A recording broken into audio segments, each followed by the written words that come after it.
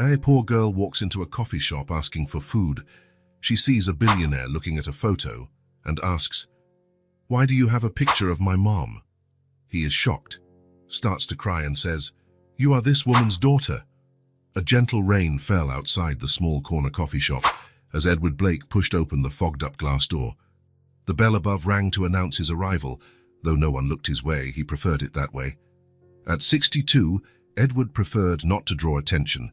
He chose his usual table, near the window. From there, he could watch the street, the hurried people with umbrellas and coats. The coffee arrived without him needing to order. Black mine, no sugar, courtesy of a waitress who already knew his habits. "Thank you, Martha," he said with a half smile. She returned the smile before stepping away. Edward waited for her to turn around before he reached into the inside pocket of his coat to take out the photograph. Its corners were bent, the color slightly faded, physical proof that this image had traveled with him for a long time. Claire was smiling in the picture, her brown hair tied in a ponytail, her eyes bright, full of dreams he hadn't known how to protect. 5 years, he murmured to himself, running his finger over his daughter's face. 5 years since the day she slammed the door. 5 years of silence that weighed more heavily than any noise. The coffee shop was busy that Sunday afternoon. Families filled tables, couples spoke in hushed tones, teenagers laughed loudly. It was a world that kept going, ignoring the emptiness Edward carried in his chest. He took a sip of coffee, tasting the bitterness on his tongue. The bell above the door chimed again, but Edward didn't look. He kept his eyes on the photo, lost in memories of a time that would never return. It was the unusual activity near the counter that finally caught his attention. Among the adults, a small child appeared, alone. Brown hair in 2 uneven braids, an oversized red coat on her slight frame, and slightly worn shoes. The girl stood on her tiptoes, stretching to reach the counter. Her stomach growled audibly, making her hug her belly for a moment. She looked hungry. "Excuse me." Her voice was clear, determined despite her shyness. "May I have a slice of that chocolate cake?" The attendant, a middle-aged man in a green apron, leaned forward to see her better. "Where's your mom, sweetheart?" "She's working." The girl rocked back and forth, her eyes fixed on the display of sweets. "Can I take the cake with me? I'm really hungry." "Do you have money?" She shook her head, fidgeting with her braids. "No, but I can pay later, I promise." The man frowned and uneasy. He looked around as if searching for a responsible adult. Edward watched the scene in silence. The girl couldn't be more than 4 years old. She wore simple but clean clothes. She looked well cared for despite being alone. Something about her felt familiar, though he couldn't pinpoint what. "I'm sorry, little one," the attendant finally said. "I can't give you cake without payment." The disappointment on the child's face was clear, but she didn't cry or throw a tantrum. She just lowered her eyes, accepting the refusal with a dignity unusual for someone so young. Edward stood up and walked over to the counter. "I'll pay for her cake," he said, placing some bills on the counter. "And a glass of milk too, please." The girl looked at him in surprise, her eyes wide and curious. "Thank you, sir," she said politely. "How about you eat at my table?" Edward offered, pointing to where he had been sitting. "It's warmer by the window." She hesitated for a moment, but the smell of the cake being plated by the attendant seemed to convince her. She nodded and followed Edward back to his table, climbing onto the chair across from him. Her short legs dangled above the floor. She was waiting eagerly for the cake when her gaze fell on the photograph Edward had left on the table. She leaned forward, her eyes growing wide with recognition. "Why do you have my mum's picture?" she suddenly asked. The question hit Edward like a punch. He looked from the photo to the child, stunned. The resemblance he hadn't noticed before was now obvious, overwhelming. The same eyes, the same face shape, the same tilt of the head when curious. What's your mother's name?" Edward asked, his voice suddenly dry. "Claire," the girl replied without hesitation. "Claire Blake." The world around him seemed to freeze. The noise of the coffee shop faded, as if someone had turned the volume down. It was just him and that child, connected by a name and a photograph. "And your name?" he asked, though he already suspected the answer. "Grace." Grace. His granddaughter. The child Claire had been expecting when she left home 5 years ago. The child he had never met. "Hello, Grace," Edward said, trying to keep the emotion out of his voice. "My name is Edward Blake." "Hi, I knew your mom." "Are you her friend?" Grace asked, her eyes on the photograph. Edward paused to think. "We were close a long time ago." He turned to the counter and signaled to the attendant. "Please, a slice of chocolate cake for the girl, and a glass of milk." Grace watched curiously as the man nodded and began to prepare the order. "Would you like to sit with me while you eat?" Edward offered, indicating the empty chair on the other side of the table. She hesitated only briefly before climbing onto the chair. Her short legs swung above the floor, the cake arrived, and her eyes lit up. "Thank you," she said politely before picking up her fork. Edward watched as she ate slowly, savoring each bite. He had so many questions he wanted to ask, so many things he needed to know, but he didn't want to scare her. "Do you live nearby, Grace?" She shrugged, her mouth full of chocolate. "Not too far. I came by myself," she added proudly. "Mom was sleeping. She works a lot and gets tired." "Where does she work?" "At a diner," Grace replied without offering details. "She serves food to people." She took another sip of milk, watching Edward with curiosity. He couldn't help but smile. "And you? What do you like to do when you're not at the coffee shop?" Grace pondered this while taking another sip of milk, leaving a white moustache above her lip. "Do you like stories?" she asked suddenly, changing topics in that unique way children do. "I like them very much," Edward answered, grateful for the chance to keep the conversation going. "What kind of stories do you like?" "Princesses," Grace said as she cut another piece of cake, "but not the silly ones who wait around for a prince to save them. I like the princesses who fight dragons." Edward smiled.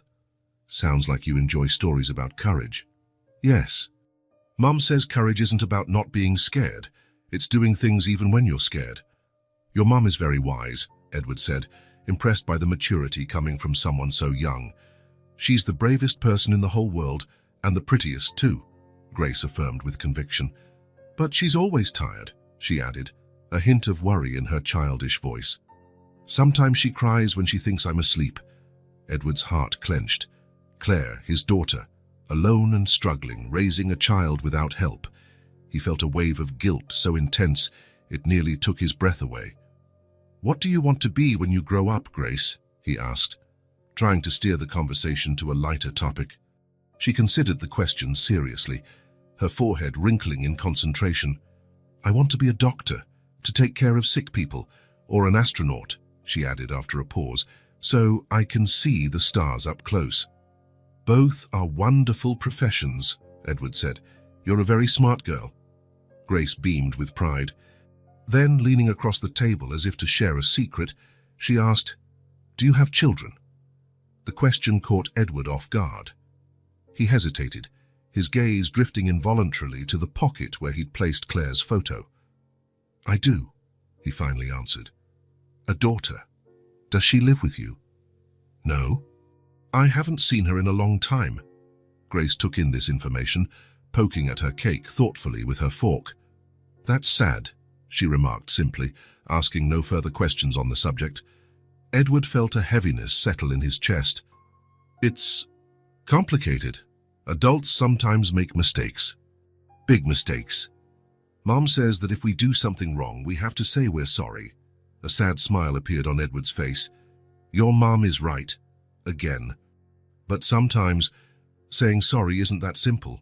"Why not?" "Because," Edward searched for the right words, "sometimes the mistake is so big that the person might not want to hear your apology." Grace considered this. Her fork paused in mid-air. "I think you should try anyway," she said at last, with the disarming simplicity only a child can manage. "Mom always forgives me when I say sorry, even when I break things." Edward swallowed hard, moved by the innocent wisdom of this 4-year-old. "You know what, Grace? I think you're absolutely right." She smiled, satisfied, and resumed eating her cake.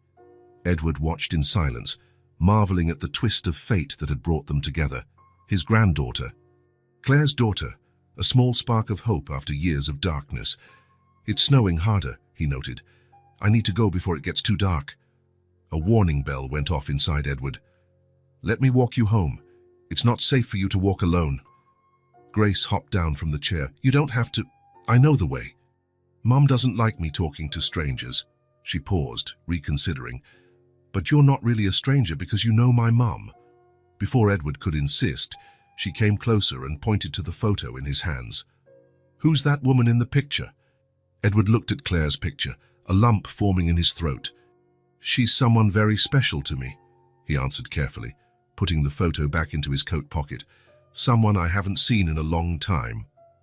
Grace nodded, as though she understood perfectly. "My mom has pictures of special people, too. She keeps them in a box under the bed. Thank you for the cake, sir." And with that, as suddenly as she had appeared, Grace walked out the coffee shop door, leaving only the echo of the bell and tiny footprints in the snow. Edward sat there, motionless, as the reality of what had just happened hit him fully. His granddaughter, Claire, so close all this time. He knew he couldn't let this chance slip away. Not again, not this time. The rain kept falling when Grace finally agreed to let Edward walk her, but only up to the corner. She finished the last bite of her cake, wiped her mouth with a napkin, and jumped down from the chair. "Thanks for the cake," she said, adjusting the oversized red coat. He paid the bill, grabbed his own coat, and put the photo of Claire in his pocket. Together, they walked to the door of the coffee shop. "Ready?" he asked, looking at the grey sky. Grace nodded with resolve. Edward opened his umbrella, and they stepped into the wet street. She walked at his side with quick steps, occasionally splashing in the puddles forming on the sidewalk. The rain tapped steadily on the umbrella, creating a small cocoon around them. "It's this way." She pointed left when they reached the corner. "I can go alone now." Edward hesitated. "Are you sure? I can walk you a bit closer to home." "No," Grace said firmly. "Mom said not to take strangers to our house." He wanted to protest, to say he wasn't a stranger, that he was her grandfather, but the words stuck in his throat. It wasn't his right. Not yet. "All right," he finally conceded. "But be careful." Grace smiled, revealing a small gap in her front teeth. "Bye, sir." "Thanks again for the cake." And before he could say anything else, she dashed down the street, her red coat a bright blur against the grey rain, until she disappeared around the next corner. Edward remained there, unmoving, one arm still extended with the umbrella now sheltering only himself. He stood like that for a few minutes, staring at the spot where Grace had vanished, as if hoping she might come back. Then, slowly, he turned and walked back into the coffee shop. The bell chimed again as he entered. The place was emptier now. The waitress glanced at him curiously as he sat down at the same table, still warm from Grace's presence. Edward stayed seated, his gaze fixed on the door she'd just used.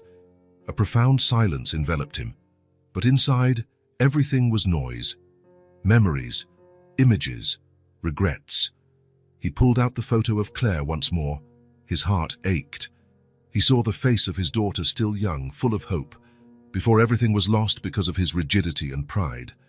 He remembered the last time he saw her, the harsh words, the way she left without looking back. "You're not going to accept that guy as your husband while you live under my roof. Then I won't live under your roof anymore." Just like that. He watched her pack her things into 2 worn bags. He neither helped nor stopped her. He simply watched, convinced she'd be back when the money ran out, when she realized that her musician boyfriend had no future, when life showed her that Edward was right. She never came back. And now, 5 years later, he learned he was a grandfather, a 4-year-old girl, brave and bright enough to walk alone through the city, a child who had inherited her mother's eyes, that same tilt of the head, that same determination. Silent tears rolled down his cheeks, one after another. He made no effort to hold them back. He cried for the daughter he lost, for the granddaughter he had almost not met, for the family he had helped push away. The pain of the past weighed even more heavily now, yet something inside him began to shift. The pride that had once consumed him seemed small and foolish in light of the chance to reconnect that fate had offered. The rigidity that had shaped his life now seemed like an empty shell, a shield against his true feelings. The waitress came over to ask if he wanted more coffee, but silently withdrew when she saw his tears. Edward didn't notice her. He was lost in thoughts, in the decisions he needed to make, in the path he would choose from now on. He wiped away his tears with the back of his hand and looked again at the photo of Claire. She smiled there, frozen in time, before the distance between them had grown, before the words left unspoken had driven them apart. It was there, in that simple coffee shop with the sound of rain as witness, that Edward made a silent promise, his eyes still wet. He would find Claire. He would look for her, even if she rejected him. He would reconnect with Grace. He would do everything in his power to fix what he had broken with his own hands. He put the photo back in his pocket, left some bills on the table, and stood up. The bell chimed as he stepped into the rainy street, but something had changed. His steps were lighter, his posture more determined. Edward Blake had a mission, and nothing would stop him from fulfilling it. The alarm didn't even need to go off. Edward was already awake well before dawn, his eyes fixed on the ceiling, his mind running through the plan for the day. It had been a long night, filled with dreams in which he ran through unknown streets, always glimpsing a red coat turning corners he couldn't reach. By 7 in the morning, he was up. He showered, shaved with unusual care, and chose a shirt Claire had given him for some long-ago birthday. A discreet navy blue, she'd said, brought out his eyes. Maybe it was superstition, but he felt he needed all the luck he could get. He barely touched his breakfast. His stomach was in knots from anticipation. Maybe Grace would show up again at the coffee shop. Maybe it was part of a routine she had while her mother slept after working the night shift. The possibility, faint though it was enough to get him out the door early. The coffee shop opened at 8. Edward arrived at 8:05 to find the place nearly empty. 2 elderly ladies chatted in a corner. A man read the newspaper at the counter. There was no sign of a 4-year-old girl with uneven braids. "Good morning, Mr. Blake," Martha, the waitress, greeted. "Your usual?" "Good morning, Martha. Today I'd like 2 slices of that chocolate cake and 2 glasses of milk, please."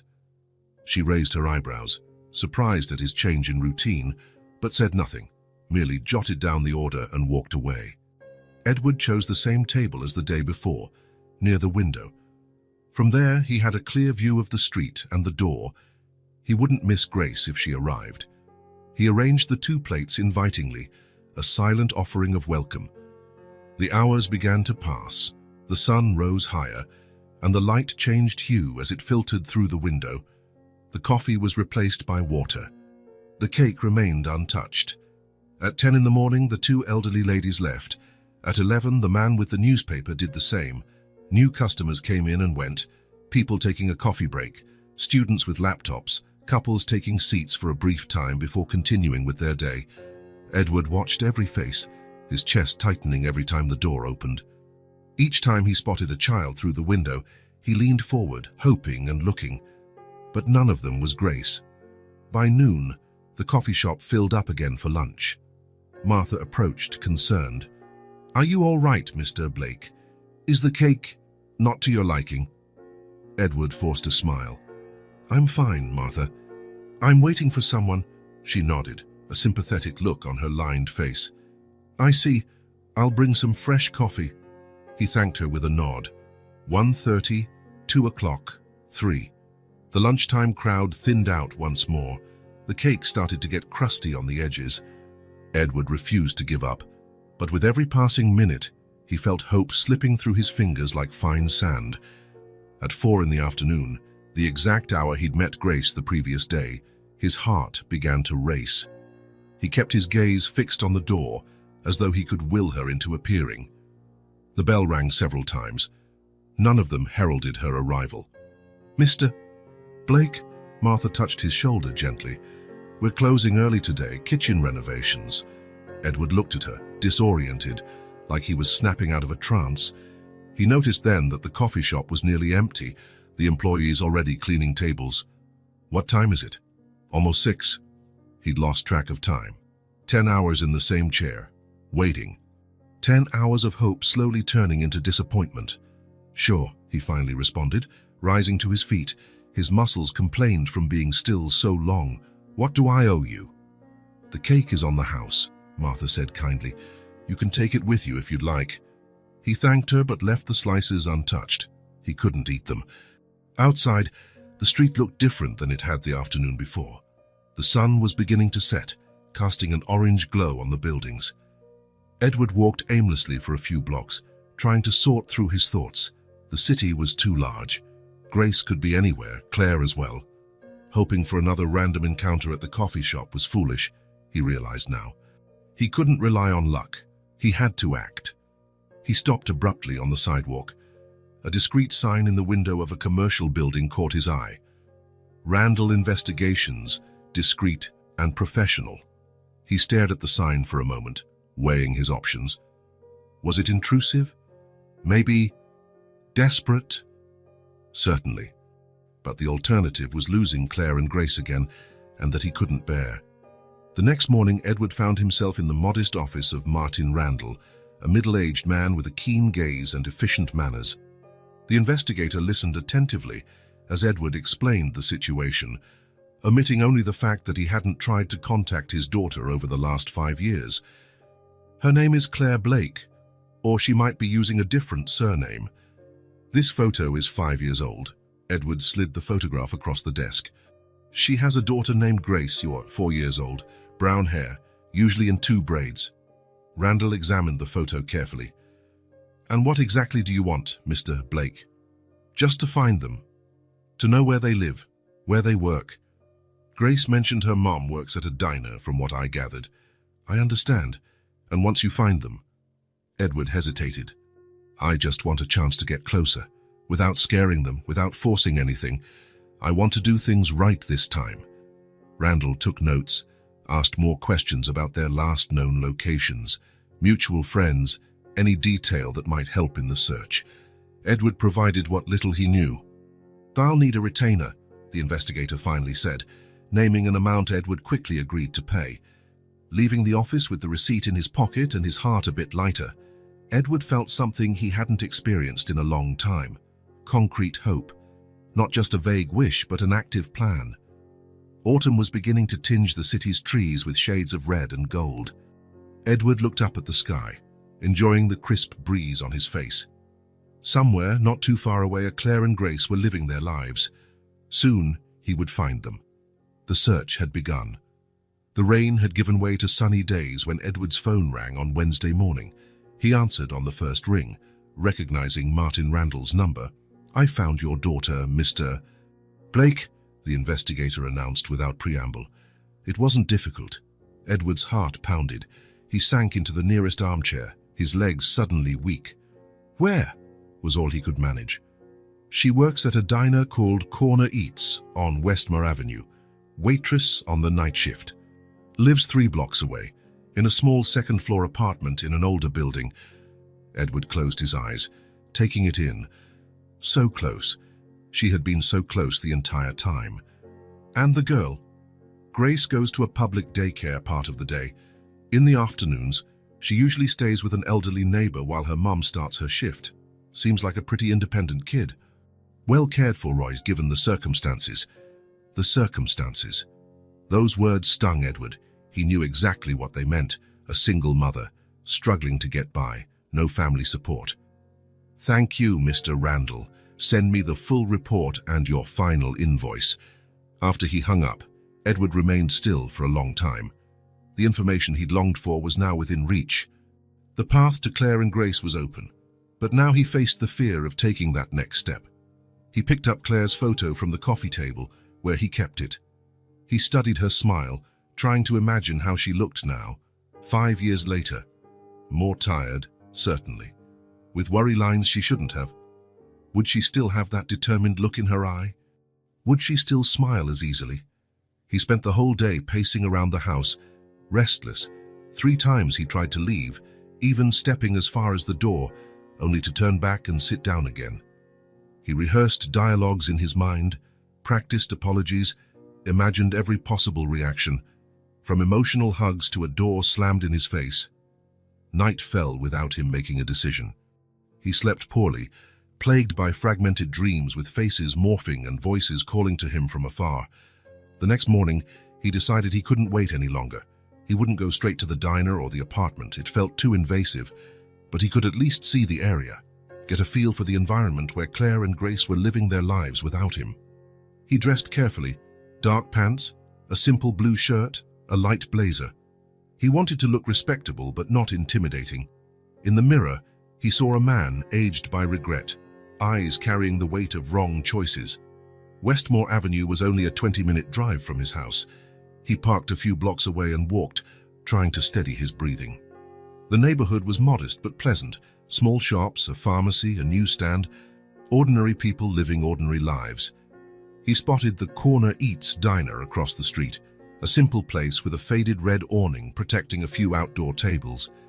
He resisted the urge to go in. He wasn't ready to see Claire like this unannounced at her workplace.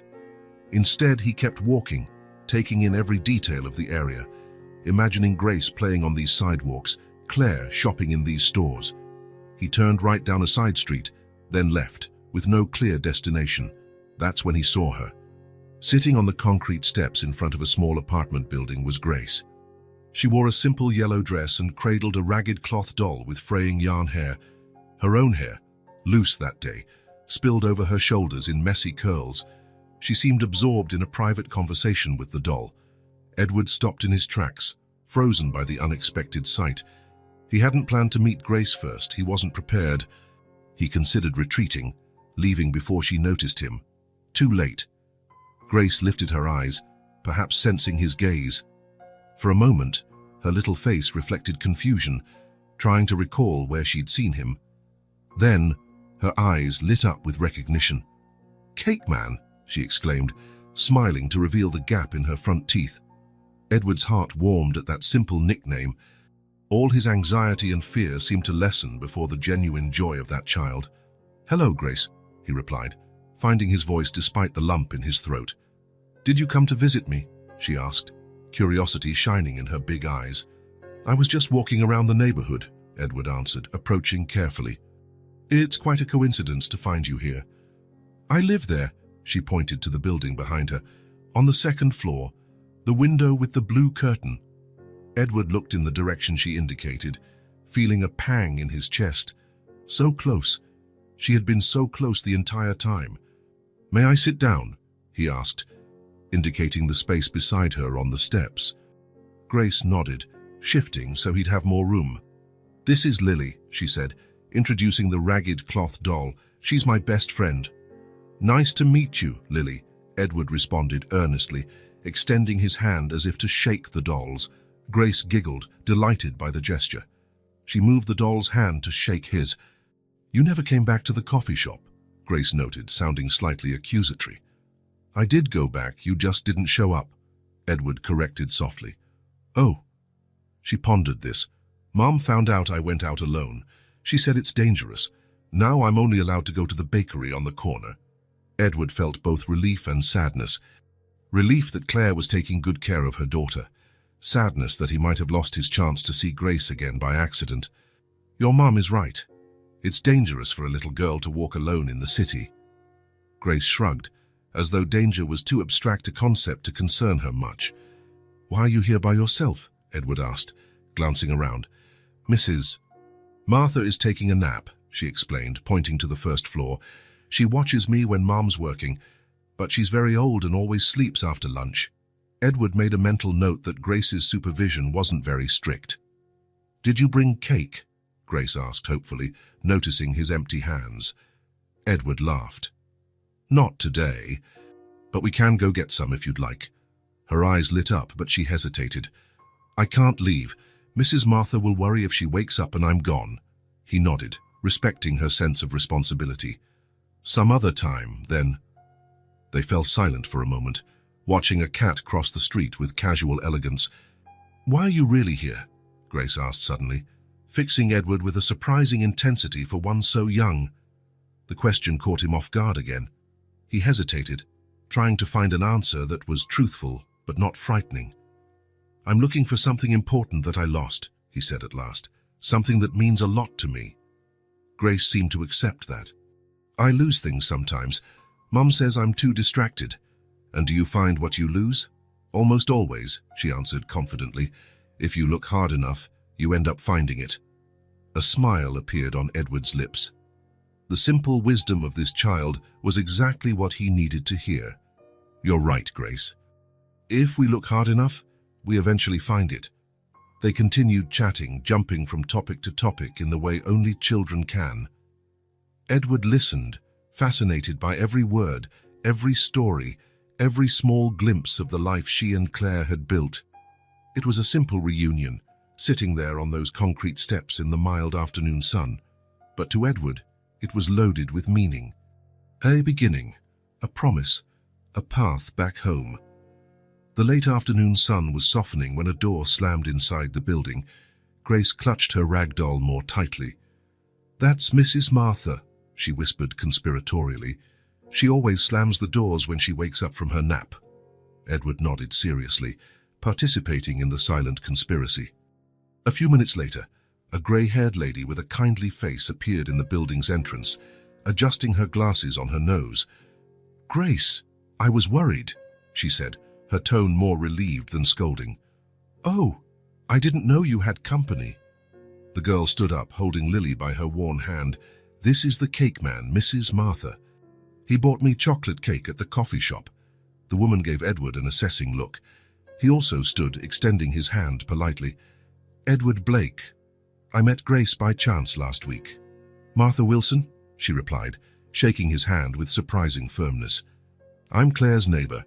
I look after this young lady when her mother's at work." Edward noticed the protective tone. Martha clearly cared about both Grace and Claire. "Are you a relative?" she asked, still suspicious. The question hung in the air. Relative, yes, he was. Grandfather, father, family, words he felt he'd lost the right to use. "A friend," he finally answered. "Just a friend." Martha seemed to accept that response, though her eyes indicated she'd stay alert. "Grace, dear, your mum will be here soon for lunch before her shift," she said, checking her watch. "We should go upstairs to brush that hair, don't you think?" "Mum's coming for lunch?" Grace's eyes lit up. "Can I wait here?" The older woman hesitated, glancing at Edward. He felt the weight of her scrutiny. "We promise we'll stay right here on the steps," he assured her, "where you can see us." Martha considered for a moment. "All right, Claire should be here in about 20 minutes. I'll be watching from my window," she added, a veiled warning in her voice. When they were alone again, Grace sat back down, swinging her legs to some imagined tune. "Did you know my mom works nearby?" she asked, smoothing her yellow dress. "It's a little diner with red tables. Sometimes she brings me dessert." Edward's heart raced. Claire would be there in 20 minutes. The reality of an imminent reunion hit him hard. "It must be a nice place," he said, trying to keep his tone neutral. "It is. Sometimes there's a man who plays guitar, and there's a cat that sits in the window," Grace continued, oblivious to Edward's tumult. "Mom says when I'm bigger, I can help serve the tables."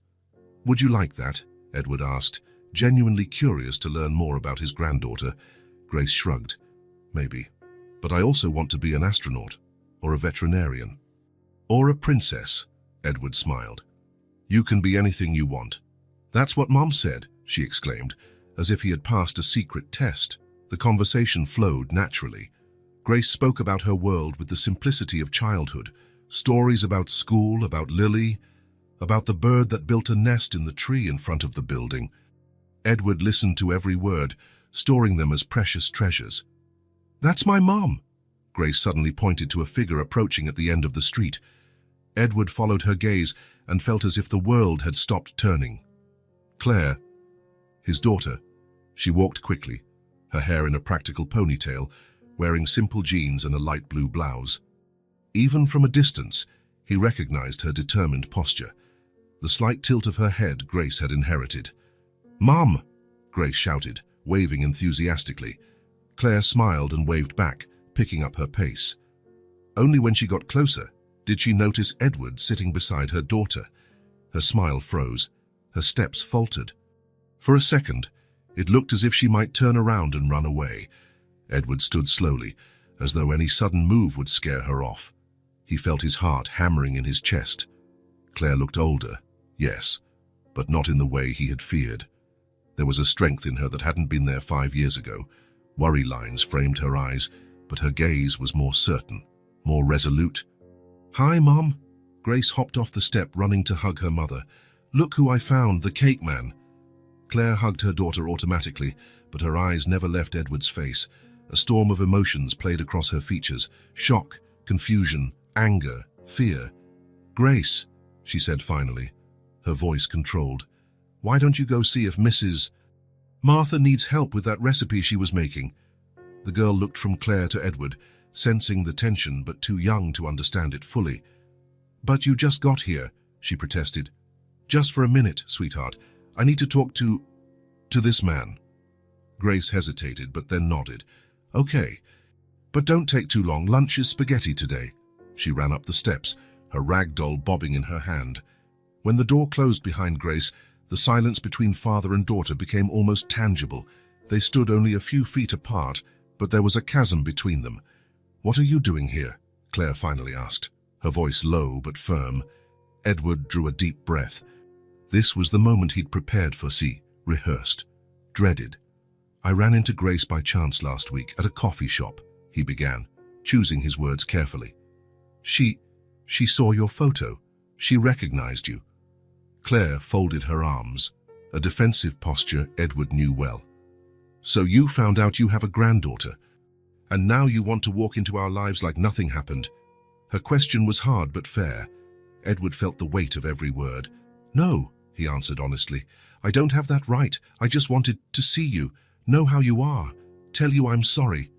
Claire let out a bitter laugh. 5 years later, because it's convenient for you now.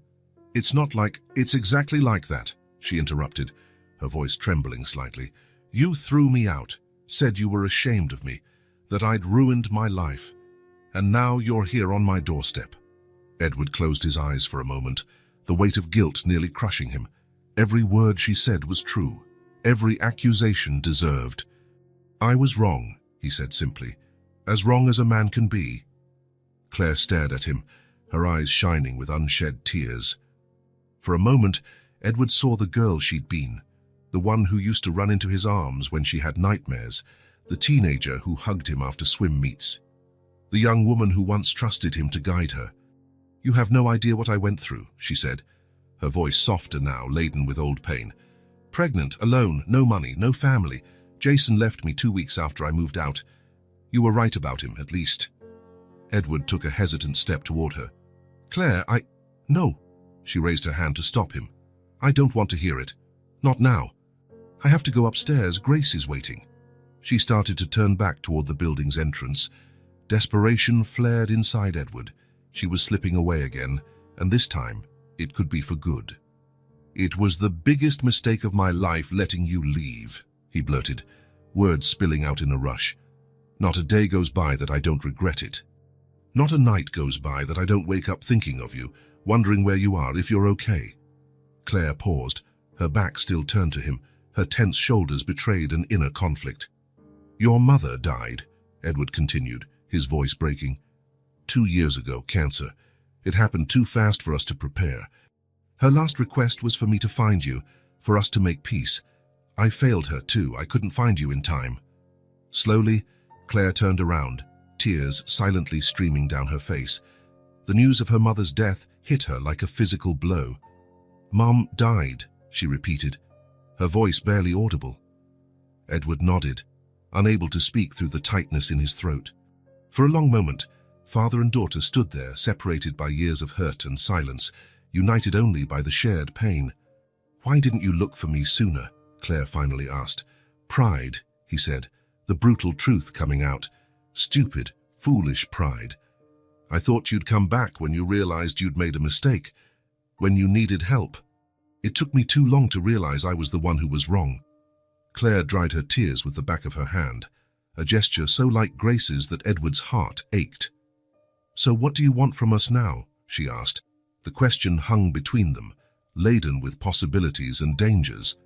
"A chance," he answered simply, "to get to know my granddaughter. To help you, if you'll let me, to try to fix what I broke." Claire took a deep breath, looking older and more tired than her 27 years justified. "It's not that simple. You can't just appear and expect me to welcome you with open arms. I know. Grace is my priority, I won't let her get hurt. Neither will I, Edward promised. Never. Claire studied his face for a long moment, as if searching for something in his familiar features that might guide her decision. I'll give you a chance, she finally said, her words carefully measured. One. But you have to prove you've changed, that you're not the same man who threw me out. The relief Edward felt was so overwhelming his legs nearly gave out. Thank you, was all he could say. I'm not doing this for you, Claire clarified. I'm doing it for Grace. She deserves to know her grandfather.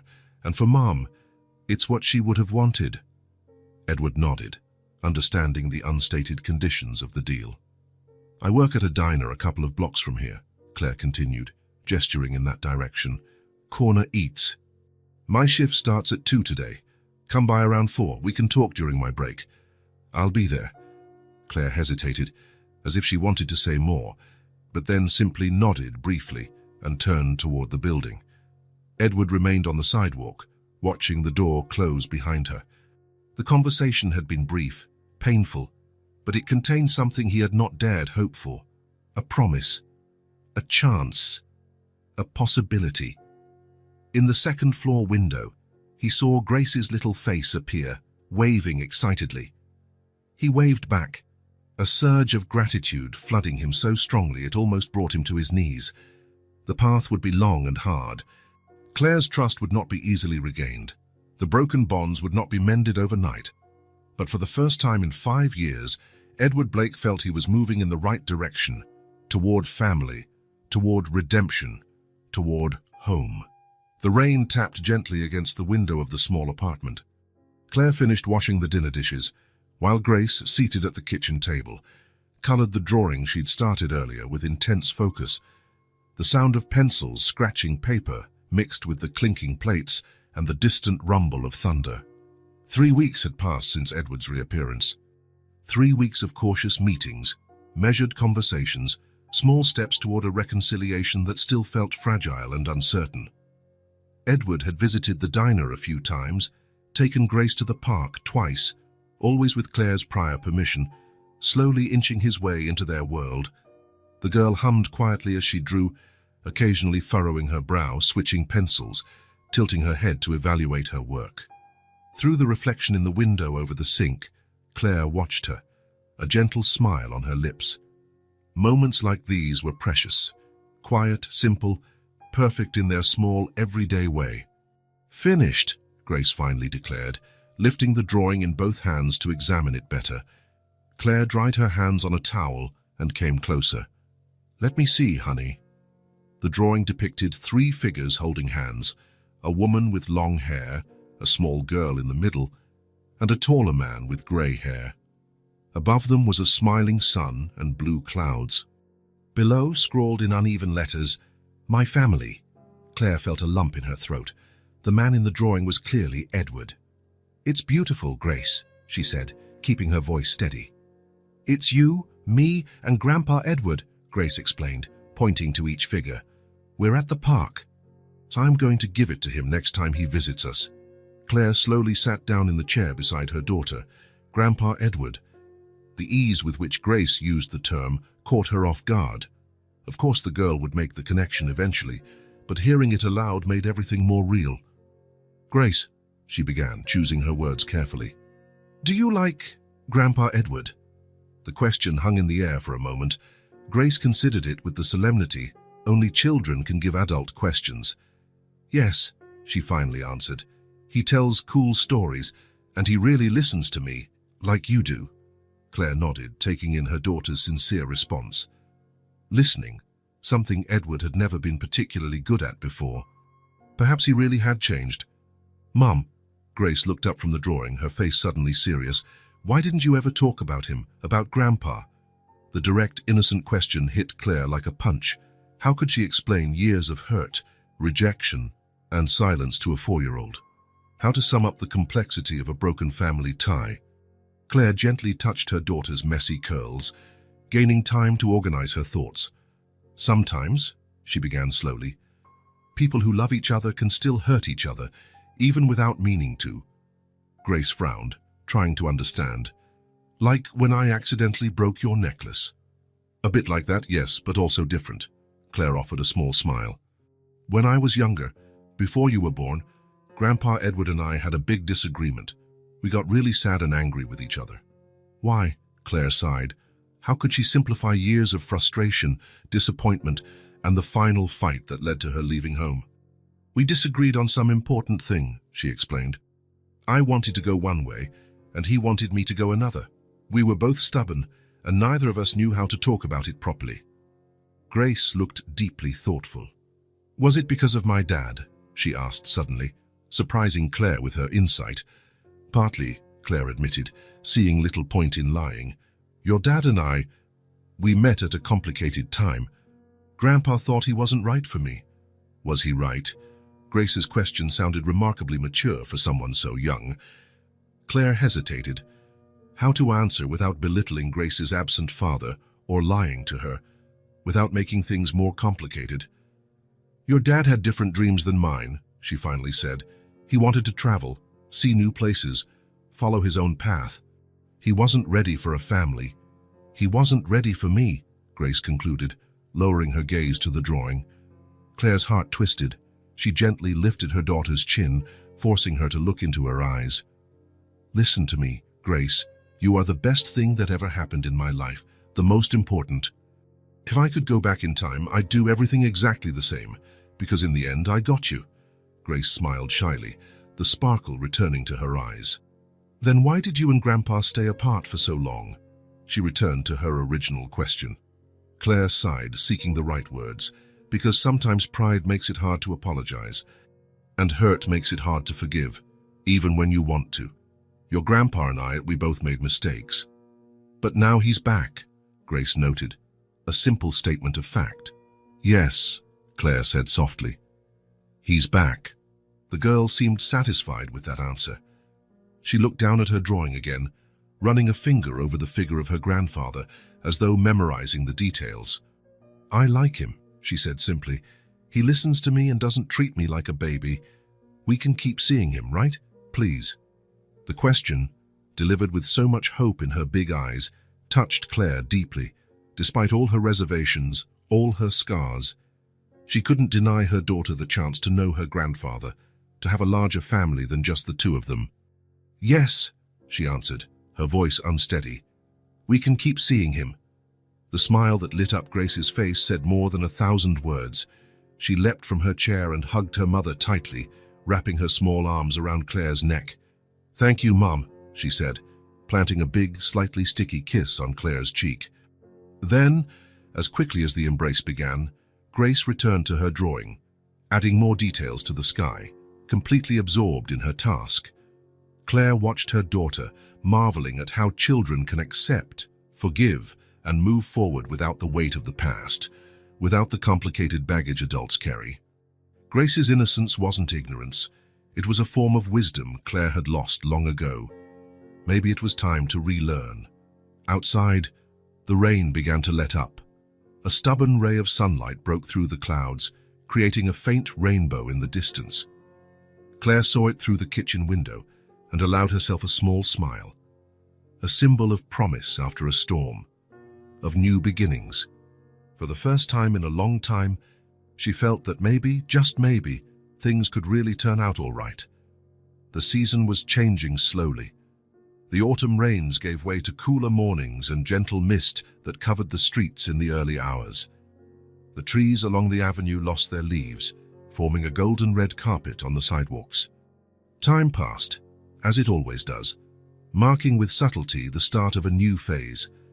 The first official visit took place on a Saturday. Edward arrived promptly at 2 in the afternoon, as agreed.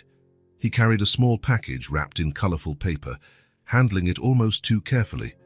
When Claire opened the door, she noticed he had gotten a haircut and chosen less formal clothes, jeans and a simple blue shirt under a light jacket, a conscious effort to appear more approachable, less intimidating. Thank you for letting me do this, he said, still standing in the doorway as though afraid to cross an invisible boundary without explicit invitation. Claire nodded, stepping aside so he could enter. Grace is excited. She's been talking about you all week. The small apartment was modest but cozy, used furniture chosen carefully, a few plants on the windowsills, Grace's drawings taped to the fridge. It was a real home, built with effort and love. "Grandpa!" Grace's cheerful voice came from the hallway, and in the next instant she was rushing toward Edward, hair loose and bouncing. He instinctively crouched to meet her, but hesitated, unsure if he should hug her. Grace had no such reservations. She threw herself into his arms with the absolute confidence only a child can have. "I brought you a present," Edward said when they finally pulled apart. He offered the brightly wrapped package, which Grace accepted with shining eyes. "Can I open it now, Mom?" she asked, looking at Claire. "Of course, honey." With eager fingers, Grace tore off the paper, revealing an illustrated storybook. The title read, "Princesses Who Rescue Dragons," in colorful letters.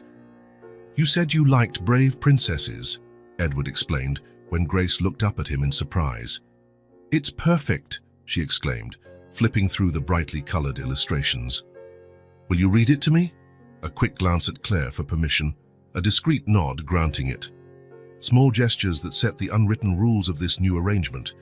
"I'd be delighted," Edward replied, and so it began, with a story about unconventional princesses, read aloud in the small living room. Claire watched from the kitchen as she prepared a snack, keeping enough distance to give them space, but close enough to hear every word. When the story ended and the cookies were served, Grace asked, "Can we go to the park, please? I want to show Grandpa the ducks." Another exchange of looks between Claire and Edward, another silent negotiation. "All right," Claire relented, "but be back before dark." At the park, Edward watched Grace feed the ducks with bits of stale bread. Her enthusiasm was so natural that it both enchanted and saddened him. How many other children were out there?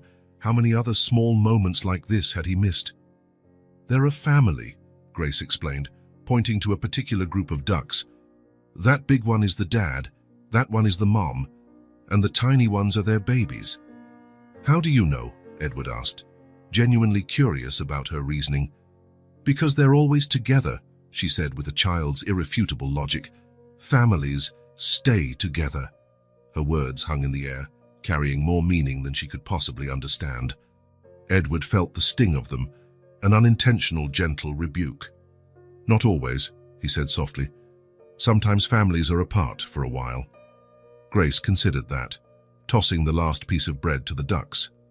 "But they can come back together," she concluded at last, looking at him. "Like us, right?" Edward felt a lump in his throat. "Yes," he managed. "Like us." And the following weeks developed a pattern. Edward visited on Saturdays, sometimes during the week when Claire worked the night shift. Mrs. Martha, initially wary, gradually accepted his presence, especially after he fixed her leaking faucet and replaced a blown-out hallway light. His time with Grace had a special quality, unlike anything he'd experienced before. There was a purity in their relationship, free from the complexities and expectations that had overshadowed his role as a father. With Grace, he learned to be present, to truly listen, to engage with her world without trying to mold it to his own ideas. One day in early November, he took her to see the decorated store windows downtown. Grace walked beside him, her small hand firmly grasping his, commenting on everything she saw with infinite wonder. "Look, Grandpa, a train that moves by itself," she exclaimed, pointing to a display where a miniature train chugged through tiny mountains and villages. "Grandpa." The word still surprised him each time he heard it, bringing both joy at her acceptance and sadness for the years lost. "Would you like some hot chocolate?" he offered, noticing how the cold wind had turned Grace's cheeks pink. In a cozy coffee shop, Edward watched his granddaughter carefully sip from her mug, leaving a foam mustache on her upper lip. There was something mesmerizing about how fully she lived in each moment, unconcerned about past or future. "Your mum liked hot chocolate too, when she was your age," he commented. Grace looked at him with renewed interest. "Really? Mum was like me?" "In many ways, yes." She had the same curious eyes, the same way of furrowing her brow when she was focused. "Tell me more," Grace said, settling into her chair. "What was Mom like when she was little?" Edward smiled, delving into memories he'd long kept hidden. He told stories of Claire as a child, how she collected colored stones, built forts with bed sheets, and insisted on keeping a frog as a pet. Mom wanted a frog, Grace laughed, delighted by the thought. Oh yes, and not just any frog, it had to be green with golden spots. We searched every pond around, but never found one just like it. The stories flowed, creating an invisible bridge between past and present. For Grace, they were magical tales about a version of her mother she'd never known. For Edward, they were precious fragments of a life he'd let slip away, now recovered through his granddaughter. On a rainy afternoon, they stayed at the apartment. Edward brought paper, colored pencils, paints and brushes. They spread everything out on the kitchen table and started drawing. "What are you drawing?" Grace asked, craning her neck to see his sketch. "A house," Edward replied, outlining a roof. "The house where your mom grew up." "It's huge," Grace observed, impressed. "It was a great place for a kid. It had a backyard with trees to climb and a swing hanging from the oldest oak." Grace dipped her brush in blue paint and began coloring the sky on her own drawing. "Why don't you and Mom live there anymore?" The question, so simple and direct, caught Edward off guard. Before he could reply, Claire entered the kitchen carrying a basket of laundry. "Because sometimes people need different spaces," she answered, surprising Edward. "They need room to grow in different ways." Their eyes met for a brief moment. There was something new in Claire's gaze. Not complete forgiveness, perhaps, but the beginning of understanding. "Grandpa's teaching me how to draw houses," Grace announced, oblivious to the subtle tension in the air. "I see," Claire smiled, setting the basket on the counter. "He's always been good at that. He used to draw houses for work, you know." "Really?" Grace looked at her grandfather with renewed admiration. "You used to draw real houses?" "Yes, I was an architect," Edward confirmed, pleasantly surprised that Claire would share this information. "I drew buildings and houses, sometimes even schools." "Wow," Grace was genuinely impressed. "Can you show me how to draw a really tall building?" As Edward guided Grace's small hand, teaching her how to make straight lines and place windows, Claire lingered for a moment, watching them. There was pain in her expression, but also something else, a reluctant acceptance of the new reality taking shape. Later, when Grace was asleep and Edward was about to leave, Claire offered him a cup of coffee. They sat at the kitchen table in uncomfortable silence at first, until Edward finally spoke. "Thank you for today." "For all of this?" Claire stirred her spoon in her cup, the tink of metal against porcelain echoing in the quiet. "I'm not doing this for you," she reminded him, but her tone was less defensive. "Grace deserves to know her grandpa." "I know, but still, thank you." Another silence, but now different, less charged. "She takes after you," Edward observed. "She has your determination," Claire almost smiled, "and your stubbornness. It runs in the family, I'm afraid," he admitted, allowing himself a slight grin too. For a brief moment, the chasm between them seemed just a little smaller. After December arrived with its lights and festive decorations, Edward began stopping by the apartment 3 times a week. He became a steady presence, reliable, patient, attentive. He fixed small things that broke, brought ingredients for special recipes, read bedtime stories to Grace. Claire watched the transformation with cautious acceptance. The man now sitting on the floor solving jigsaw puzzles with her daughter was different from the rigid, controlling father she remembered. There was a gentleness, a vulnerability he'd never shown before. One afternoon, picking Grace up from daycare, Claire was surprised to see Edward already there, chatting with the teacher. "I thought you had to work late," he explained, clearly worried he might have overstepped. "I just wanted to help." "It's fine," Claire responded, surprised to realize she meant it. His presence didn't unsettle her the way it once had. They walked home together, Grace in between, holding each of their hands and occasionally hopping over sidewalk cracks. "Grace showed me her drawing today," Edward said, "the one for the school play." "She's excited," Claire smiled. "She practices her lines every night before bed." "Could I?" Edward hesitated, choosing his words carefully. "Would you mind if I came to watch it, if that's okay with you?" Claire studied his face. The request was simple but packed with meaning. Another step toward a family routine they had never truly experienced. "Grace would like that," she finally answered. Not exactly a yes, but close enough. That night, after Grace fell asleep, having insisted on one more bedtime story, Claire found Edward in the living room, looking at the framed photos on the wall. There were pictures of Grace as a baby, her first steps, birthdays, precious moments he hadn't been there for. "I'm sorry," he said, without turning around, "for everything I missed, for everything I made you miss." Claire folded her arms, an automatic defensive posture. "We can't change the past." "No," Edward agreed, turning to face her. "But we can choose the future we want to build." His words hovered between them, an offer, a possibility. "I want you to know," he continued, voice firmer now, "that I'm here, not just for Grace, for you too. Whatever you need, whatever she needs, you can count on me." "Don't make promises you can't keep," Claire warned, the old fear of abandonment surfacing briefly. "I'm not promising anything I can't give," Edward replied simply. "My presence, my support, my love, if one day you can accept it again." Claire didn't answer, but something in her stance shifted. A slight ease, a small nod of acknowledgement. "Grandpa," Grace called, running into the living room with wet hair and unicorn pajamas. "Are you still here for my bedtime story?" "If your mom says it's okay," Edward responded, glancing at Claire.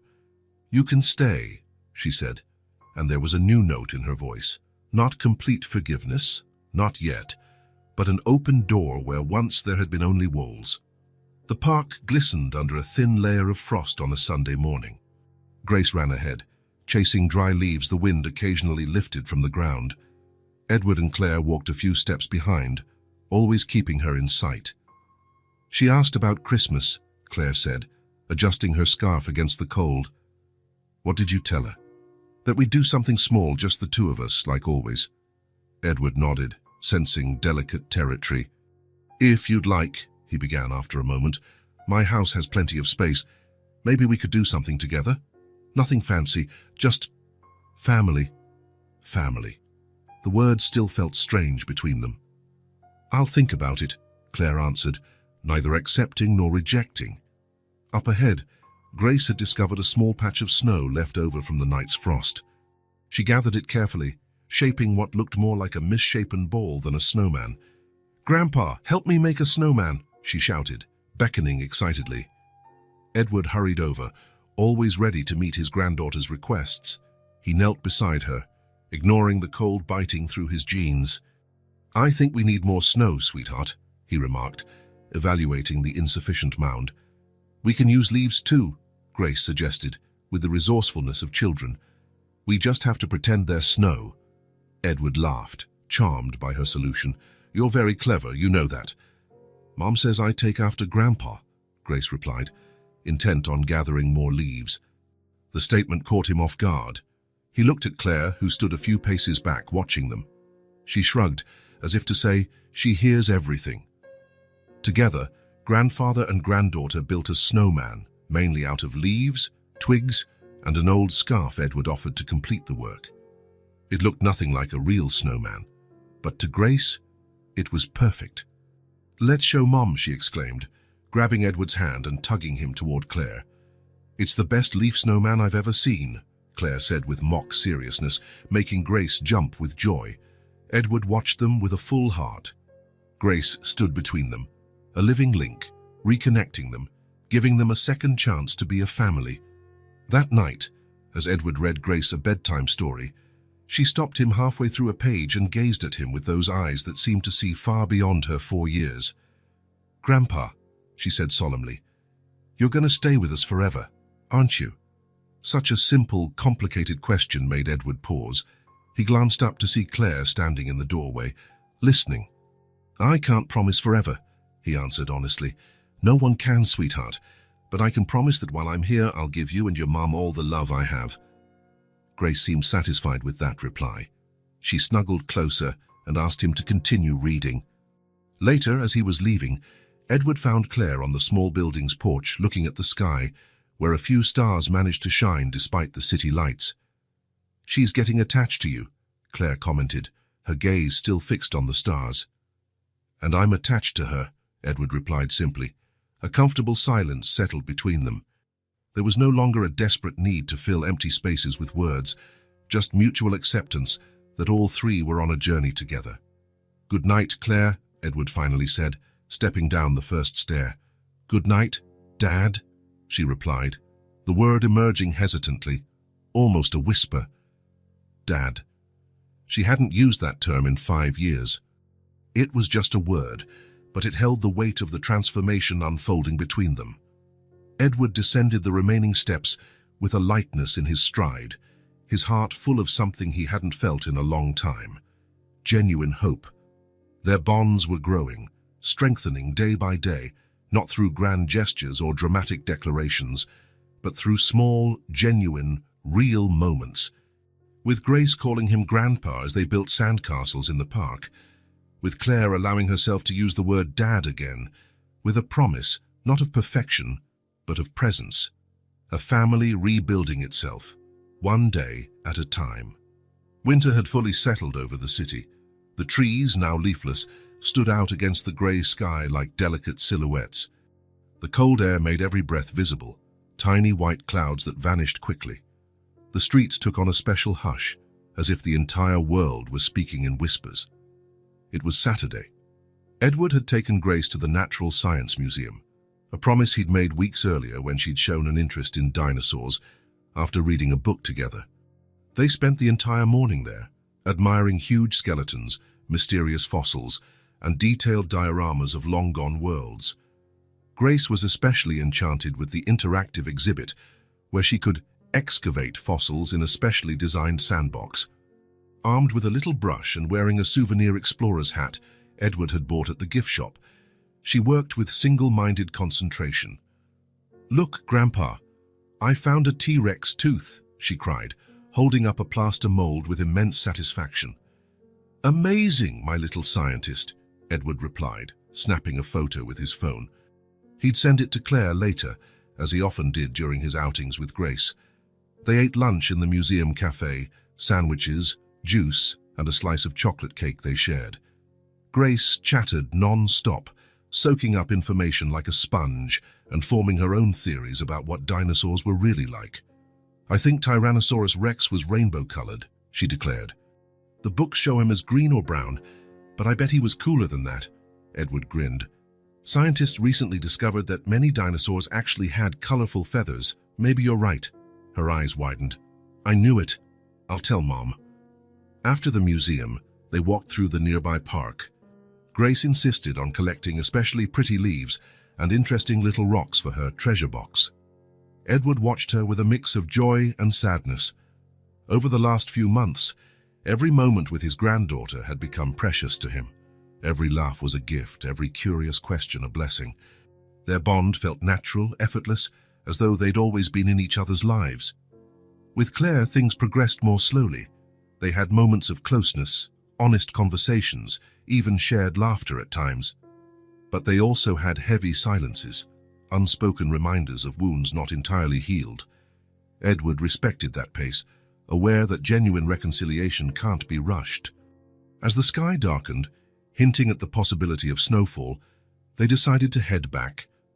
Grace, tired but happy, fell asleep in the car, still holding her explorer hat and T-Rex tooth.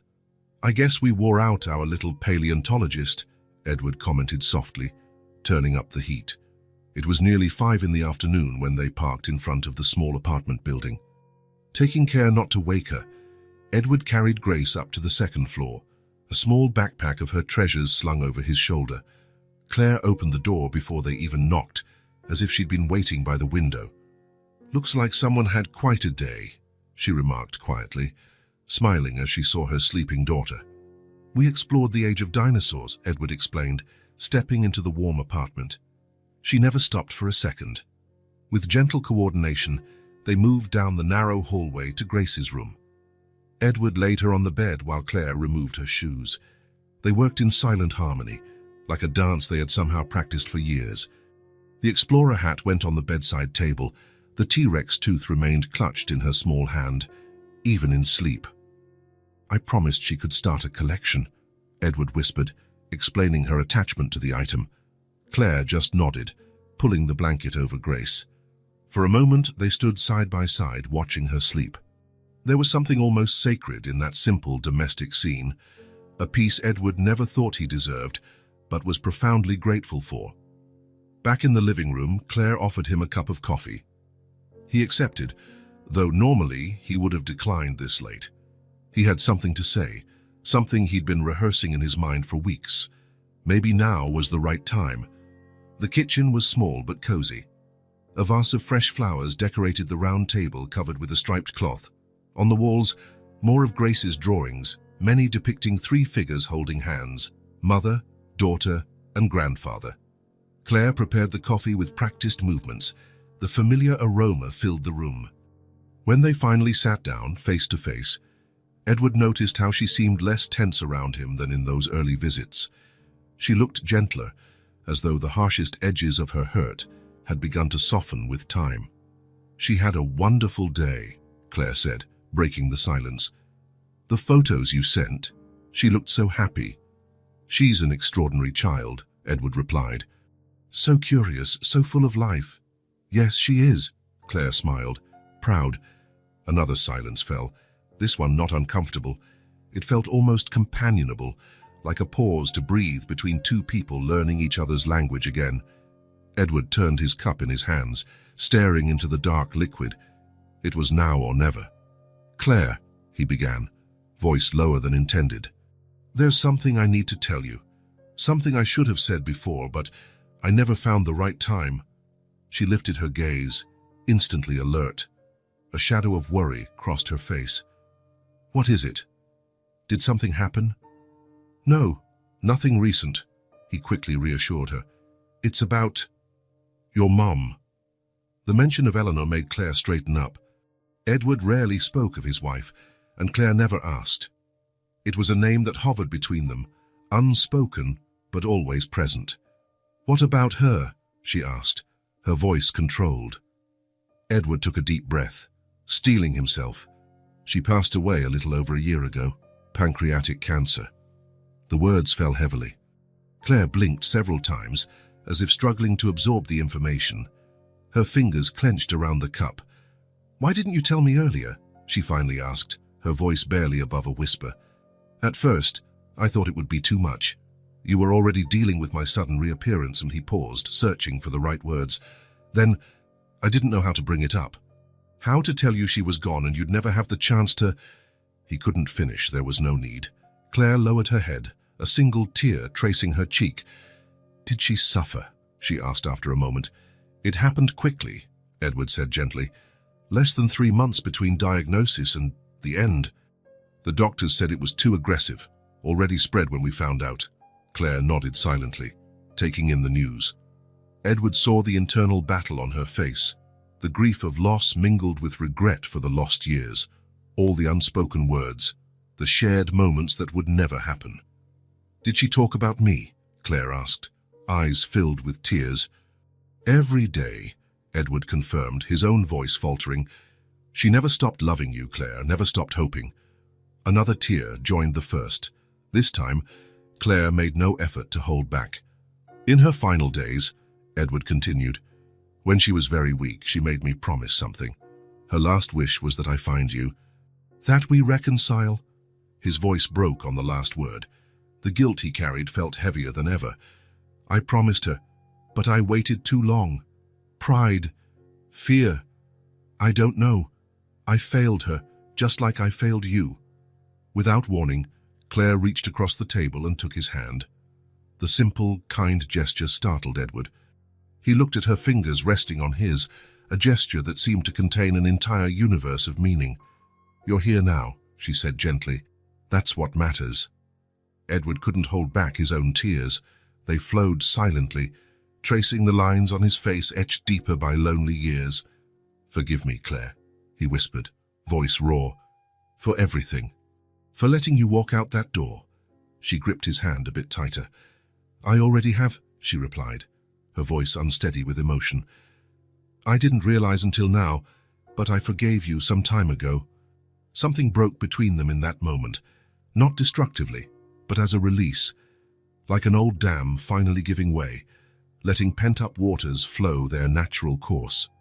Tears that had waited years to be shed, words that had waited years to be spoken. They stayed like that for a long time, hands clasped across the kitchen table, united by their love for a woman who was no longer there, and a child sleeping in the next room. A fragmented family beginning to find its way back to wholeness. Outside, the first snowflakes of winter began to fall, as soft and gentle as forgiveness. Winter was starting to show signs of departure. On the bare branches of trees, small green buds appeared, silent promises of renewal. The sun, once shy and distant, lingered longer in the sky, gradually warming the cold earth. Nature, in its ancient wisdom, reminded everyone that even the harshest cycles eventually give way to fresh starts. In the small living room of Claire's apartment, morning sunlight spilled through thin curtains, creating golden patterns on the floor. Grace sat on the rug, carefully dressing her favorite doll in clothes specially chosen for the occasion. Edward was adjusting a discreet tie in the entryway mirror, while Claire finished fixing her hair in the bathroom. There was a solemn feeling in the air, a respectful hush that even 4-year-old Grace seemed to sense. Today wasn't a day for running through the park or shouting with laughter. It was a day for memories, for honoring the past and cementing the present. "Ready, sweetheart?" Claire asked, emerging from the hallway in a simple navy blue dress, her hair in a low bun. Grace nodded, standing up and clutching the doll to her chest.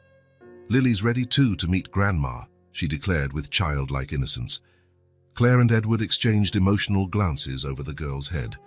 In recent weeks, since that conversation in the kitchen where so much had come to light, things had changed irreversibly between them. The constant tension of their first meetings had ebbed into a quiet truce, and then, gradually, a new kind of closeness. It wasn't the same relationship as before, nor could it ever be.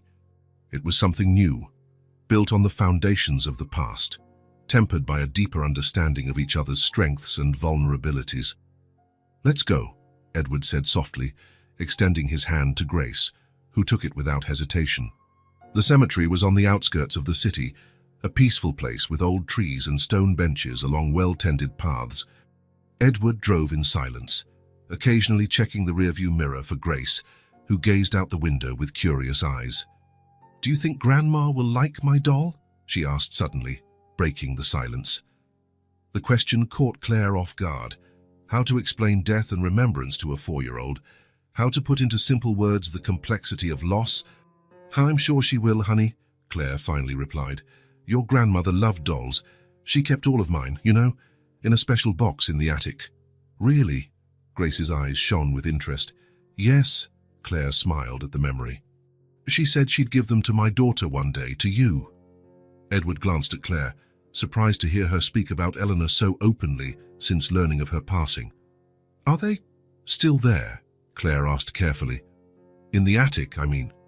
"Yes," Edward confirmed, touched by the possibility of what she was implying. "Right where she left them." The rest of the drive went by in contemplative silence, which felt almost peaceful. When they finally parked near the cemetery's main gate, Edward drew a steadying breath. "Ready?" he asked Claire, who nodded without speaking. Edward knew the path to Eleanor's grave well. He'd walked it alone countless times over the past year, always bringing fresh flowers and unsaid words. Today, however, he wasn't alone. Today, he was fulfilling the promise he'd made to his wife in her last moments. The grave was simple, elegant in its understatement. A grey marble headstone with Eleanor's full name, her birth and death dates, and the inscription Edward had chosen so carefully: "Beloved wife, mother, and grandmother. Her love lives on in us." Grace, who had been fairly quiet during the walk, now studied the headstone curiously. "Is this where Grandma lives now?" she asked in her small voice, echoing in the still air. "In a way, yes," Edward replied gently, kneeling beside her. "This stone marks where her body rests, but many people believe the spirit of those we love stays with us, even if we can't see them." "Like an invisible angel?" she asked. "Exactly like an invisible angel," Edward smiled, touched by her analogy. Claire stood a little apart, arms crossed over her chest, as if physically bracing herself against the emotions surging within. Her eyes locked on the headstone, as though looking beyond the stone for something of her mother. Edward rose and took a step back, sensing Claire needed this moment. Grace, following her grandfather's cue, also backed away, still clutching his hand. Slowly, Claire approached the headstone. She knelt on the still damp grass, not caring about her dress. For a long moment, she just stayed there, unmoving, hands on the cold marble as if searching for lingering warmth. "Hi, Mum," she said finally, voice barely above a whisper. "Sorry it took me so long." Edward felt a tightening in his chest. He saw the weight of loss Claire carried, not just a mother who had passed away, but the years they hadn't spoken, the questions unasked, the moments they'd never share. "Your last wish came true, Mom. I'm here," Claire continued, her voice trembling with emotion. "We're here." Grace, sensing the emotion in her mother's tone, slipped free of Edward's hand and walked toward Claire. With the direct simplicity of a child, she placed her beloved doll alongside the fresh flowers Edward had brought on previous visits.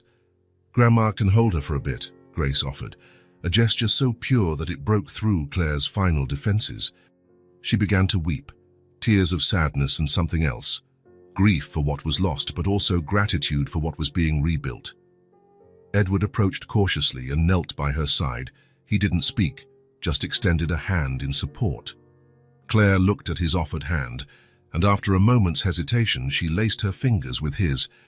The three of them remained like that for a while. Grandfather, mother, and child, gathered at the grave of a missing matriarch, each lost in their own thoughts, memories, and unspoken words. It was Grace who finally broke the silence, with that innocent wisdom only a child can have. "I think Grandma's happy now," she declared confidently. "Because we're all together." Claire smiled through her tears, pulling her daughter into a tight hug. "I think you're right, my love." Edward looked at them both, a wave of gratitude washing over him so powerfully it nearly overwhelmed him. For so long he'd lived in guilt and regret, believing he'd failed everyone he cared about. Now here he was, given a second chance he didn't deserve, but for which he was infinitely grateful.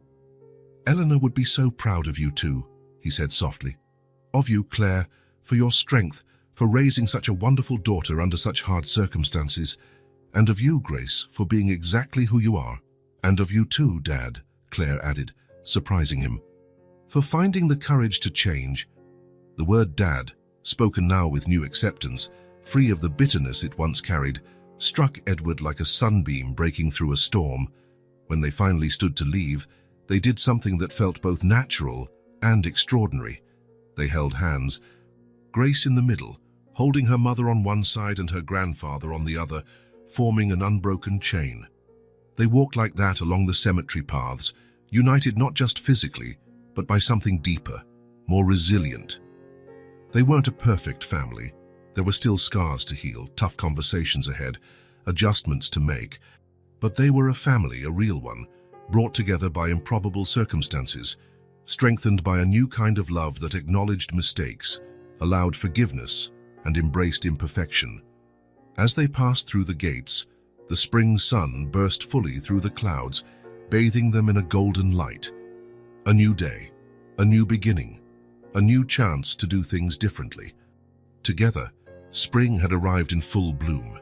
The once barren trees now boasted vibrant green foliage. Colorful flowers bloomed in planters and gardens, filling the air with soft fragrances. The days grew longer, the sun more generous.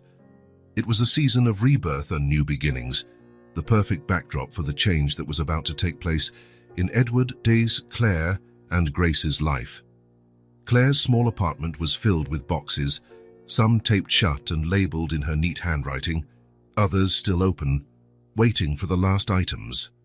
Grace darted about, trying to help, though her help mostly involved unpacking items that had already been organized and asking endless questions. "Can I bring all my books, and my drawings, and Lily's house?" she asked, clutching the rag doll to her chest. "Yes, sweetheart, we're taking everything," Claire replied patiently, while folding Grace's brightly colored clothes. The decision hadn't been easy.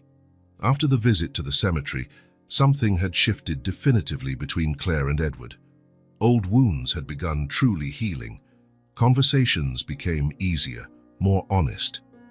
Claire allowed herself to talk about her mother, to ask questions about her final days, to share memories she'd kept locked up for so long. Late one night in the apartment kitchen, while Grace slept, Edward finally extended the invitation. "The house is too big for one person," he said, staring into his cup of tea. "It always was, even when there were 3 of us." Claire studied her father, noting the new lines on his face, the loneliness in his eyes since her mother's death. "Are you sure about this?" she asked cautiously. "It's a huge change for all of us." Edward lifted his gaze, determination in his expression. "I've never been so sure," he replied. "That house, it's where you grew up, where we should have been a family. Maybe we can try again. Do better this time." Claire mulled it over for several days, weighing the pros and cons, both practical and emotional. She spoke to Grace in simple terms, trying to gauge how her daughter felt about the move. "Live at Grandpa's house, with the big backyard and the tree to climb?" Grace had responded, eyes shining with excitement. "Can we go right now?" In the end, the decision was easier than Claire expected. The apartment, though filled with important memories, had always felt temporary. Edward's house, her childhood home, offered not just more space, but a chance to rewrite their story, to create new paths where before there had been only dead ends. Now, looking at the boxes containing her last 5 years of life, Claire felt a mix of nostalgia and relief. This place had been her refuge, her safe harbor when she needed to rebuild from nothing. But it had also been a symbol of her isolation, her daily struggle to stay afloat. The doorbell rang, interrupting her thoughts. Grace ran to answer it. "Grandpa's here," she announced, though it was obvious. Edward entered, carrying coffee and pastries from a nearby bakery. "I figured we might need some extra energy," he explained, placing the bag on the table. Over coffee and a shared pastry, Grace got most of the chocolate frosting around her mouth. They went over the final details of the move. The truck would arrive in 2 hours. Mrs. Martha would come by later to say goodbye and return a set of keys. "Are you sure you don't want to keep the couch?" Edward asked, eyeing the worn but comfortable piece that took up much of the small living room. Claire shook her head. "We'll leave it for the next tenant. I've made arrangements with the landlord. Besides, you already have too much furniture." "True," Edward agreed. "Actually, I was thinking maybe you'd like to redecorate a bit, change some rooms, really make the house your own as well." Claire smiled, touched by the gesture. "Let's take it one step at a time." When the moving truck finally left, loaded with boxes and the few pieces of furniture they'd chosen to keep, Claire did one last walk through of the empty apartment. Her footsteps echoed in the bare rooms. So many memories in this small space. Grace's first smile, her first steps, nights of fever and nightmares, mornings spent drawing at the kitchen table. "Ready?" Edward asked gently, waiting at the door with Grace in his arms. Claire nodded, wiping away a stubborn tear. "Ready." The house where Claire had grown up was only 20 minutes away, in a quiet neighborhood lined with trees and well-tended gardens. It was a traditional 2-story home with a wide porch and a backyard that seemed designed for a 4-year-old's adventures. The moment they parked, Grace could hardly contain herself. As soon as Edward opened her car door, she bolted for the swing hanging from a large oak tree. "Careful, Grace," Claire called, worried. "Let her explore," Edward smiled. "The yard is safe. I closed off the back gate and checked the fence." Claire realized how much he had prepared for their arrival, taking care of every detail to welcome them. Emotion tightened her throat. Inside the house, more surprises awaited. Edward had made subtle changes, removing some of the more austere furniture and creating open, cozy spaces. Photos of Claire as a child that once were confined to albums now decorated the walls alongside recent pictures of Grace. "Come on," Edward called, leading them upstairs. "I want to show you something special." On the second floor, he opened the door to a room Claire recognized as the old guest room, but now it was completely transformed. The walls were painted a soft yellow. There was a new bed with a canopy and colorful sheets, shelves filled with books, a small table with art supplies, and most impressive of all, a detailed dollhouse in the corner, fully furnished and painted.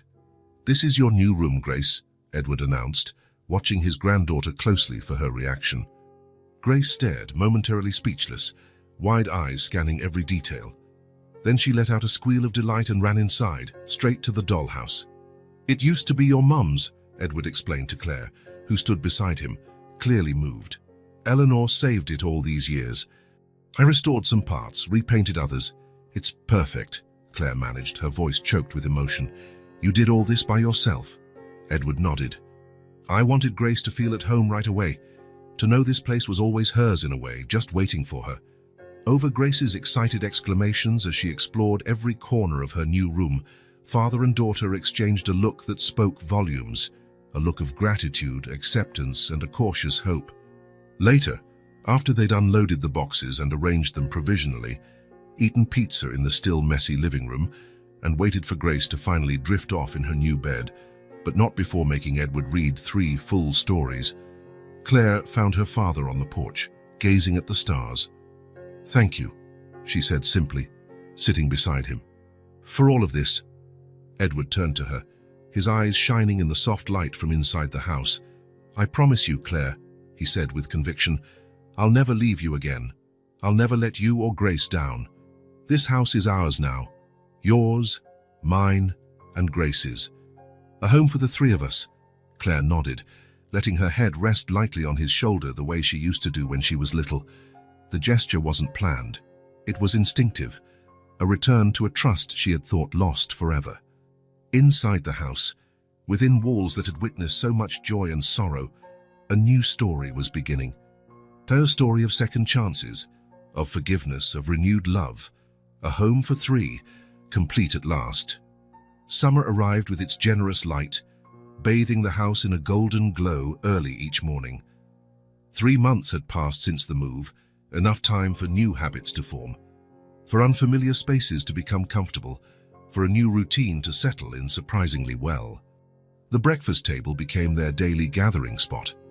Edward, always up first, prepared coffee and cut fresh fruit. Claire appeared next, still sleepy but smiling, carrying the newspaper from the front yard. Grace, always last to come down, hair a mess, arrived with Lily the doll tucked under her arm. "Good morning, family," she'd announce, as if each day were a wonderful discovery. On that particular July morning, sunlight streamed through the kitchen windows, creating bright patterns on the colorful tablecloth Claire had picked out weeks before. Edward was flipping pancakes on the stove, while Grace painstakingly placed strawberries on her plate in the shape of a smile. "Working late tonight?" Edward asked Claire, who was checking her schedule on her phone. "No, I'm off at 5, she replied. "I thought we could stop by the park on the way home. Grace has been talking about that new slide all week." "The rainbow slide," Grace confirmed enthusiastically, her mouth full of pancake. Edward smiled, dropping another pancake onto his granddaughter's plate. "Sounds like a perfect plan." Life had settled into a new rhythm. Claire kept her job at the diner, but now she only worked daytime shifts, leaving her more time with Grace. Edward had returned to part-time work at the architecture office, consulting on specific projects. It gave everyone space to adjust and find balance. Evenings were for family, board games in the living room, stories read aloud, dinners shared together. Occasionally, after Grace was asleep, Claire and Edward would sit on the porch with a glass of wine, talking about memories, plans, and reflections. Not everything was perfect, of course. There were tense moments, small disagreements, the usual need to adapt. Claire, used to making all decisions alone, sometimes struggled with sharing responsibilities. Edward, after living by himself for so long, occasionally needed solitude. But they were learning together, day by day, the delicate art of coexisting. Grace thrived in this new environment. Her room became her personal sanctuary, the walls decorated with her own artwork alongside family photos. The dollhouse constantly gained new furniture Edward crafted in his basement workshop from leftover wood. Outside, the old oak now held not just a swing but a small treehouse Edward and Grace had built over the weekends. "A Princess Grace Castle," read the sign, the letters unevenly painted by Grace herself. That late afternoon, as planned, they met at the park. Grace sprinted straight for the multicolored slide, joining other kids in line. Claire and Edward sat on a nearby bench, keeping their eyes on the little girl in a green dress climbing excitedly up the steps. "You look happy," Edward commented, observing his daughter's profile. Claire smiled, not taking her gaze off Grace. I am. In a way I never thought I could be again. I sometimes think of how much we almost lost, Edward reflected. If Grace hadn't walked into that coffee shop on that exact day, I believe we would have found each other somehow, Claire replied, surprising him. Maybe not in the same way or as soon, but I think some stories need to be completed. Edward nodded, moved by her words. Like ours.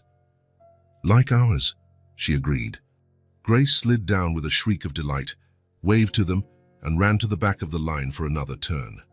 Mom talked a lot about second chances, Edward said after a pause, especially in her final days. She said life doesn't often offer them, and that when they come, we have to hold on with both hands. She was right, Claire replied. As always. The scars of the past hadn't vanished entirely. There were still memories that hurt, flashes of regret that surfaced late at night or in unguarded moments. Lost time could never be recovered, birthdays not celebrated together, school milestones not shared, holidays spent alone. But now those scars served as markers of a story of overcoming, not just pain. Reminders of not what they had lost, but what they had managed to rebuild.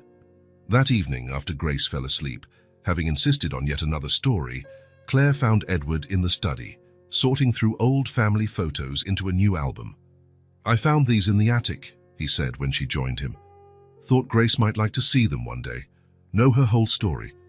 Claire sat beside him, picking up a photo of herself at about 6 years old, sitting on the same swing Grace now used. Thank you, she said simply. For what? For not giving up. For finding us, for bringing us home. Edward smiled, eyes glistening with restrained emotion. It was the only place you should have been. The next photo showed Eleanor, young and radiant, holding baby Claire in her arms. Her gaze seemed to hold all the love and hope in the world. She'd be proud of us, Claire said quietly, of how we found our way back to each other. Yes, she would, Edward agreed. And she'd be especially proud of you, of the strong woman you are, of the wonderful mother you've become. Claire squeezed her father's hand, a simple gesture that carried years of history. Pain transformed into acceptance, hurt turned into forgiveness. Upstairs, Grace slept peacefully, dreaming of rainbow slides, treehouse castles, and stories of fearless princesses. In her 4-year-old world, the family had always been complete. Grandpa, Mum, and daughter, bound by ties that, in her eyes, had always existed. In a way, she was right. Those ties had always existed, even when stretched by distance, time, and pride, unseen maybe, but never truly broken, just waiting for the right moment to be rediscovered, strengthened, celebrated. The old house, with walls that had witnessed so much, now held a new story, a story of rebirth, of forgiveness, of love found again. It was not just a happily ever after, but the beginning of something new and precious, a family, whole, at last. If this story touched your heart, subscribe to the channel and turn on notifications so you don't miss the next ones. Leave a like, because it helps this story get recommended to more people. See you in the next story.